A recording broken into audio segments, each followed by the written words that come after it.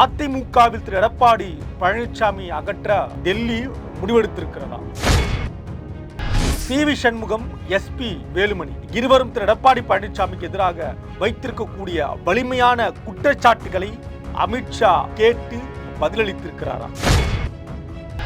இனி திமுக vs அதிமுக என்கிற நிலையை மாற்றி இருக்கிறார் எடப்பாடி பழனிசாமி. ஆளுமையற்ற நபராக திகழ்கிறார் எடப்பாடி பழனிசாமி என்கிற குற்றச்சாட்டின் பின்னணிகள் என்ன? தமிழ்நாட்டுல எல்லாமே சேஞ்ச் ஆயிடுச்சு. உங்க நகையையும் சேஞ்ச் பண்ணுங்க. உங்க பழைய நகைக்கு கிராமுக்கு 150 ரூபாய் கூடுதலா வாங்கி புது நகை எடுத்துக்கோங்க. அதே கம்மி சேதாரம் தான் உங்க லலிதால மட்டும்தான். சிடாசிஸ் தமிழர் 4.0 அணிகளாய் திரள்வோம், அமைப்பாய் உயர்வோம். ஜூலை 24-25 ஹில்டன், சென்னை. எடப்பாடி பழனிசாமியை கட்டாயம் மாற்ற வேண்டும் என்பதுதான் தற்போது அதிமுகவில் இருக்கக்கூடிய பலருடைய கருத்தாக இருக்கிறது என்கிற தகவல் உள்ளபடியே எடப்பாடி பழனிசாமிக்கும் அவர் மீது நம்பிக்கை வைத்த ஒரு தரப்புக்கும் கூட அதிர்ச்சியை ஏற்படுத்தியிருக்கிறது. இந்த நிலையில தாவேகாவுக்கு ஆதரவாக அதிமுக தரப்பில் செயல்பட்ட ஒரு குழு மீது கடந்த காலத்தில் கடுமையான ஒரு நடவடிக்கை எடுத்திருந்தார் திரு எடப்பாடி பழனிசாமி. பிறகு என்ன நடந்தது? சி.வி. சண்முகம், எஸ்.பி. வேலுமணி என இவர்களை நம்பி சென்றவர்களுக்கு தாவேகாவில் பொறுப்பு கிடையாது, தாவேகா இவர்களுக்கு கொடுத்த வாக்குறுதிகளை நிறைவேற்ற தவறி இருக்கிறது என்கிற தகவல் எல்லாம் பிறகு வெளியானது. அமைச்சர் பொறுப்பு, கட்சியில் முக்கிய பதவிகள், இன்னும் பல விஷயங்களை எதிர்பார்த்துதான் சி.வி. சண்முகம் தரப்பும் எஸ்.பி. வேலுமணி தரப்பும் தாவேகாவுக்கு முழுமையான ஆதரவை கொடுத்தார்கள். ஆனால் தாவேகா பின்வாங்கிய நிலையில் அது இருவருக்கும் மிகப்பெரிய அதிர்ச்சியை ஏற்படுத்தியிருந்தது. இதையெல்லாம் நடந்த பிறகு மீண்டும் அதிமுகவில் தன்னை இணைத்துக் கொள்ள வேண்டும் என்று மன்னிப்பு கடிதத்தை கொடுத்த காட்சியெல்லாம் நாம் பார்த்தோம். ஆனால் திரு எடப்பாடி பழனிசாமி இறங்கி வரவில்லை. இன்று வரை அவர் இறங்கி வரவில்லை என்கிற செய்தியும் அதிமுக தரப்புல ஒரு ஆதங்கத்தோடு முன்வைத்திருக்கிறார்கள். சரி, அதிமுகவில் ஒரு குழுவாக செயல்பட்ட இந்த தரப்பு தாவேகாவில் இணையலாம் என்கிற ஒரு நிலைப்பாட்டை எடுத்து முன்வைத்த கோரிக்கைகள் நிராகரிக்கப்பட்டாலும் கூட நாம் தாவேகாவோடு இணையலாம், அரசியல் செய்ய வேண்டும், கரைவேட்டி கட்டி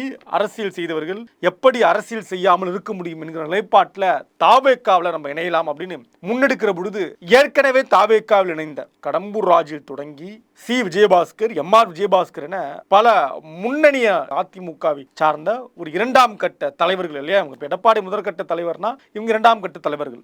இவர்களிடம் போய் கேட்கிறப்ப அவங்க சொன்ன பதில் அதை விட அதிர்ச்சியாக இருந்தது. யாரும் தாவேகாவுக்கு வர வேண்டாம், பொறுமையா இருங்க, இன்னும் நமக்கு கால அவகாசம் இருக்கு. தற்போது நாங்க தாவேகாவில் வந்திருக்கக்கூடிய இந்த நிலையே எங்களுக்கு வருத்தத்தை, அதிர்ச்சியை ஏற்படுத்தியிருக்கிறது.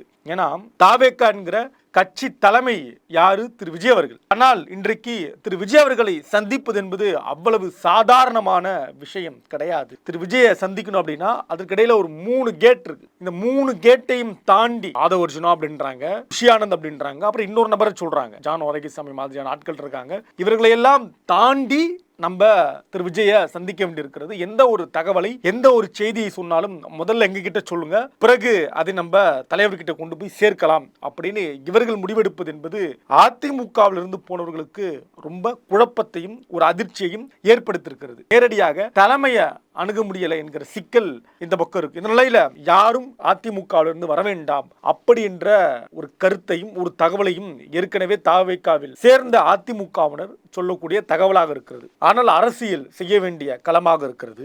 அதிமுக திமுக என்று ஒரு 50 ஆண்டு காலம் இருந்த அரசியல் களம் மாறி இருக்கிறது. இன்றைக்கு திமுக அல்லது தாவேகா vs அப்படின்னு அமைந்தத அதிமுக தரப்பில் அதிமுகவோட உண்மையான விசுவாசிகள் இன்றைக்கும் ஏற்கவில்லை, விரும்பவில்லை அப்படின்ற செய்தியும் இந்த இடத்துல நம்ம கவனத்தில் வைத்துக் கொள்ள வேண்டும். 1 கோடிக்கு மீதான வாக்கை கொடுத்திருக்கக்கூடிய, இரட்டைலையின் மீது விசுவாசமாக இருக்கக்கூடிய அம்மையார் ஜெயலலிதா, இதற்கு முன்னால் இருந்த முதலமைச்சர் எம்ஜிஆர் உட்பட இவர்கள் மீது பற்றோடு இருந்த இந்த அதிமுகவினர் இன்றைக்கு வாக்களித்திருக்கிறார்கள் திரு எடப்பாடிக்கு ஆதரவாக. என்றால் அது சின்னத்திற்காகவும் கட்சிக்காகவும். ஆனால் திரு எடப்பாடிக்கான செல்வாக்கு இதுல எங்க இருக்கிறது அப்படின்ற கேள்வியும் இந்த இடத்துல நம்ம கவனமாக பார்க்க வேண்டியிருக்கிறது. இதைத்தான் அதிமுகவுடைய 2ஆம் கட்ட தலைவர்கள் டெல்லியிடம் இந்த தகவலை கொண்டு போய் சேர்த்திருக்கிறார்கள். நீங்க அதிமுகவோடு எடப்பாடி தலைமையில் சேர்ந்து பயணிப்பது என்பது வருங்காலத்தில் எந்த பலனையும் தமிழ்நாட்டில் பிஜேபிக்கு தராது அப்படின்றதை முன்வைத்திருக்கிறார்கள். இரண்டாவதாக,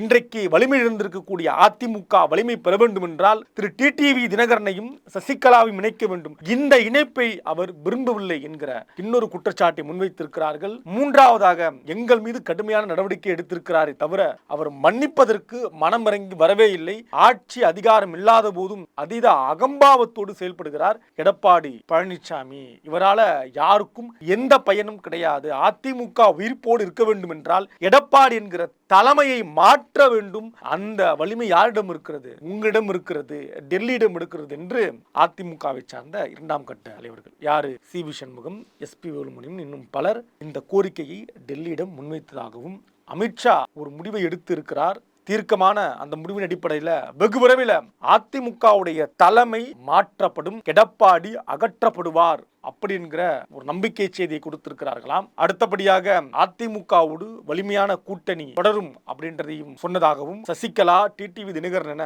பலரை மீண்டும் அதிமுகவில் இணைப்பதற்கான வேலையும் நடக்கும் என்றும் சொன்னதாகவும், ஆனால் தற்போது மிக முக்கியமான வேலையில டெல்லி அரசில் இருக்கிறது. ஆனால் நாடாளுமன்றம் கூடியிருக்கிறது. முக்கியமான மசோதாக்கள் தற்போது தாக்கல் செய்ய இருக்கிறார்கள். இது தொடர்பாக டெல்லி தலைமை, பிஜேபி தலைமை ரொம்ப கவனமா இருக்கிறார்களாம். எனவே இதையெல்லாம் முடித்து விட்ட பிறகு அதிமுகவில் ஒரு மாற்றம் ஏற்படும், எடப்பாடி அகற்றப்படலாம் அப்படின்ற செய்தியும் தற்போது வலம் வருகிறது. எப்படி திரு எடப்பாடி பழனிசாமி தன்னை காப்பாற்றிக் கொள்ள போகிறார் என்கிற கேள்வியும் இருக்கிறது. கிங் செய்திகளை இணைந்து வழங்குவோர் அதிக மசாலா, அதிக சுவை, ஆச்சி மசாலா. உங்களுடைய பழைய நகைகளை மாற்றி புதிய நகைகளுக்கு கிராமுக்கு கூடுதல் விலை பெற லலிதா ஜுவல்லரி. இணைந்திருங்கள் கிங் 360உடன். தமிழ்நாட்டுல எல்லாமே சேஞ்ச் ஆயிடுச்சு. உங்க நகையையும் சேஞ்ச் பண்ணுங்க. உங்க பழைய நகைக்கு கிராமுக்கு 150 ரூபாய் கூடுதலா வாங்கி புது நகை எடுத்துக்கோங்க. அதே கம்மி சேதாரம் தான் உங்க லலிதால மட்டும்தான். சிட்டாசிஸ் தமிழர் 4.0 அணிகளாய் திரள்வோம், அமைப்பாய் உயர்வோம். ஜூலை 24-25 ஹில்டன், சென்னை.